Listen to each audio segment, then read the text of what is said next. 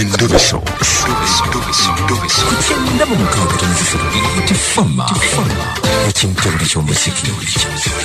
Endobeso. Katugende muzafuna ku lwaleero. Ate munaye akamba ki? Abiri mwemu ezakata ku ssaawa emu yokumakibona ku lwaleero wano ku Beat FM program Sambagala.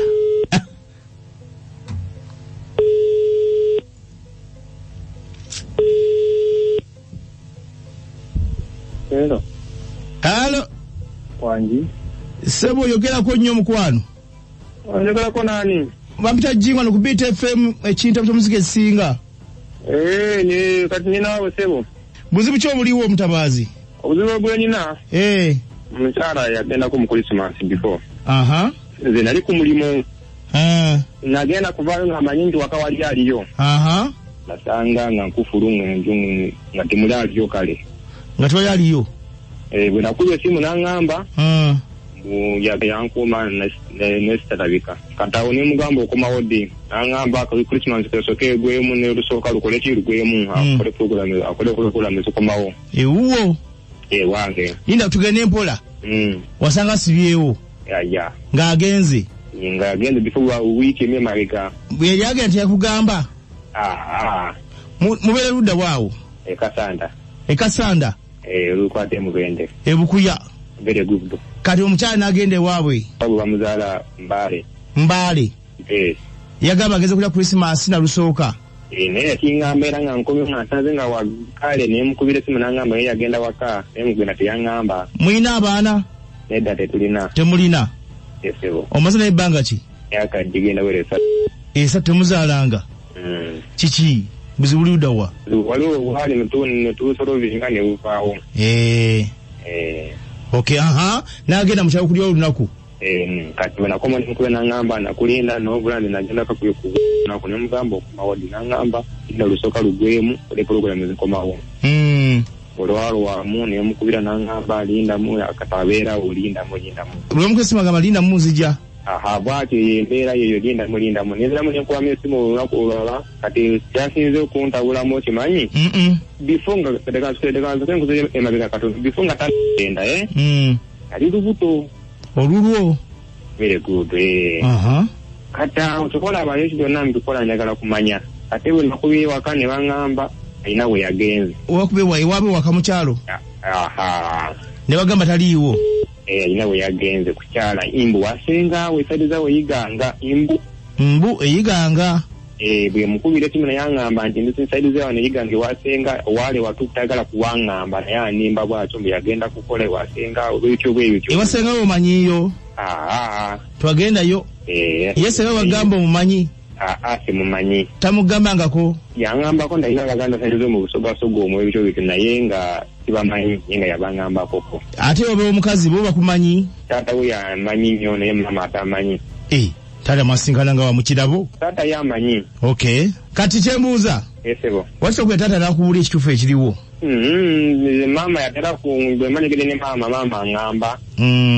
Ekituufu ate kusinga tata manyi nina omuntu gwenkwatira naye kusinga ku.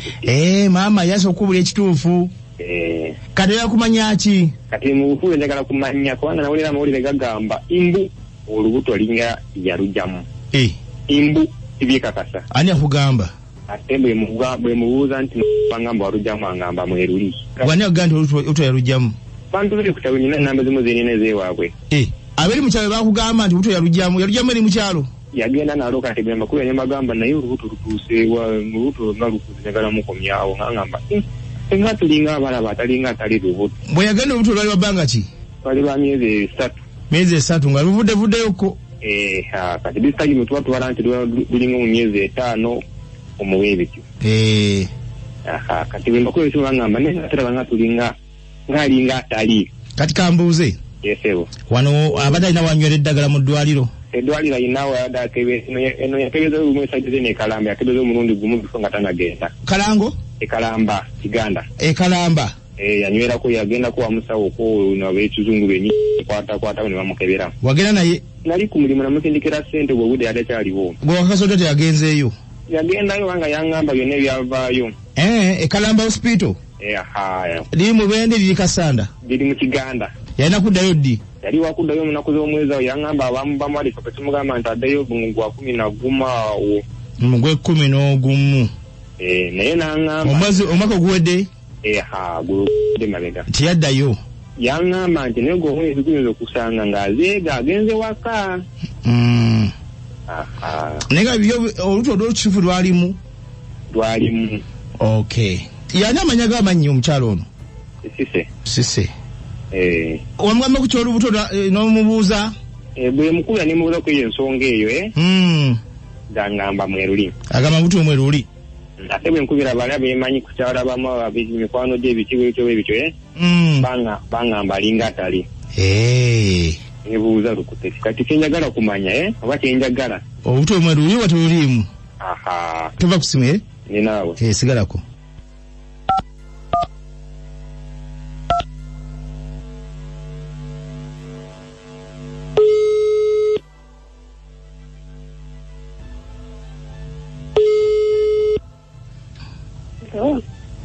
Madam Sise.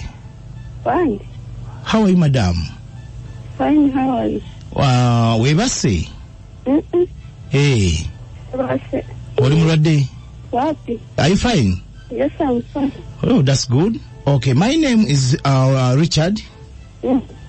Kaongere manyiwo? Manyiwo. Otegedde wano ku health center, Okay, I'm a doctor, Richard. Yeah, mmanyi tuna mu file zange wano. Olira. Wajjako ku wano lumu No.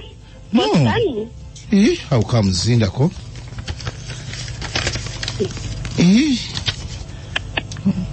Madam. Why? Ndaba mu file ninamu erinnya lyo kijja kitya?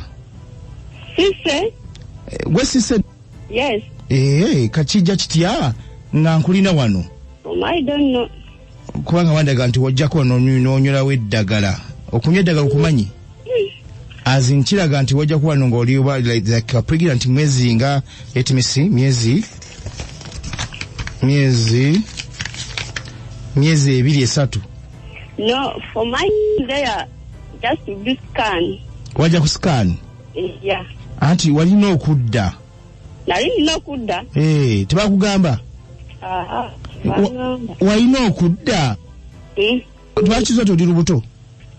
Nedda bambi. Toli pregnant, Just that's nalumizibwa but not pregnant. Toli lubuto kitegeeza? No. Oh, just wafunye scan, Yes. Oh, so wait a bit. Mfumpa kupenye. Give me that pen.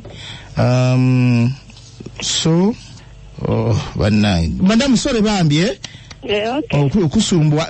Ochabera yeri the other side of this Kasanda. Yes. Mbadde meyi wakomawo ne wakucheckinga walina okudda wano wadde walaga walina okudda mu December. So mbadde wano twebuuza what's happened. Okay, washiba tuwali bwetu it's okay kubanga nze ndi wa musawo wa kuzaalisa so mbanja findinga tutuwachi tuwadda mu ddwaliro. Kale bambi bera bulungi.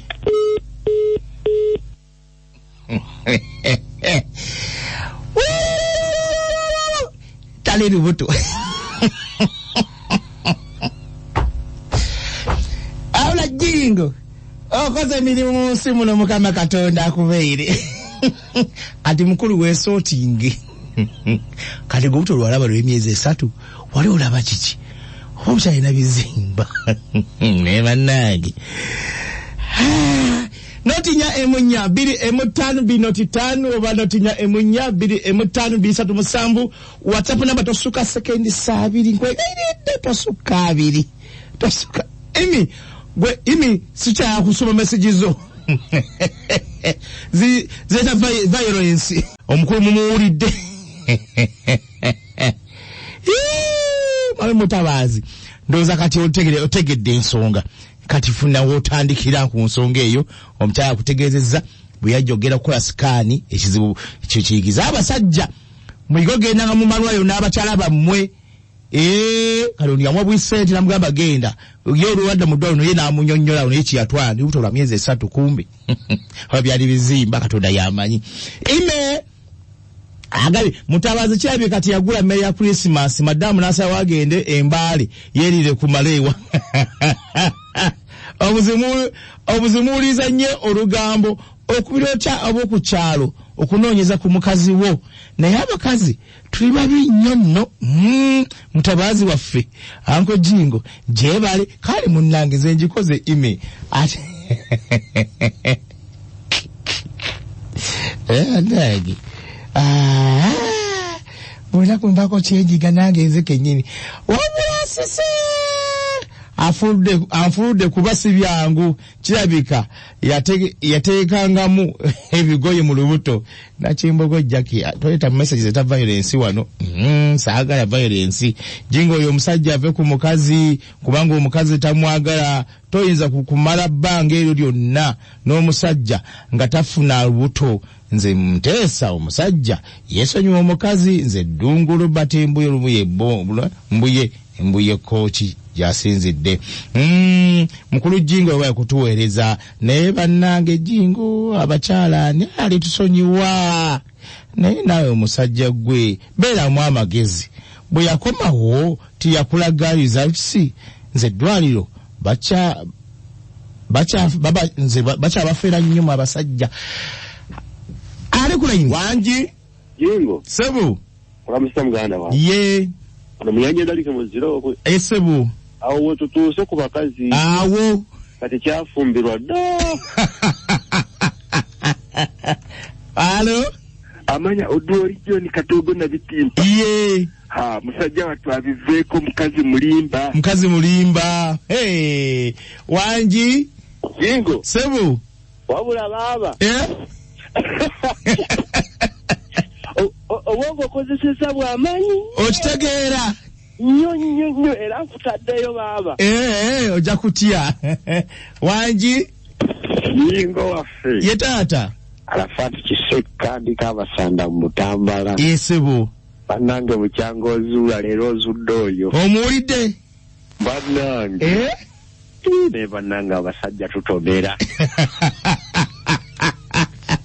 Alo nalongo gaite Bukunda ye nalongo wange wabulera dda mwana gwe okoze emirimu naye abamisiba wekyo okuyiga oyo omukyala yita yagala mwami yali amwagalako ssente era bwe yamala ozifuna n'atambula n'agenda nadde waabwe omusajja omanya nti omukyala alina olubuto nti omukyala alina olubuto abakyala babayiye nnyo abaami ddala ku lubuto temwewagala kuta ssente kati wakulima nti olina olubuto n'osumulwa nalo gaite Bukunda mukama akunkoomere amina nnyabo wanji owekika ye taata mukwano we bali kutuweereza Haji Kasule yeso oyinza mutabani wone namumaliriza dda wamumaliriza akweriza ati ajazigamba yanziza kakati bwemba ngeze ku mulamwa olina koosisemu wano nga omaliriza obadde yagamba onswadde talina lubuto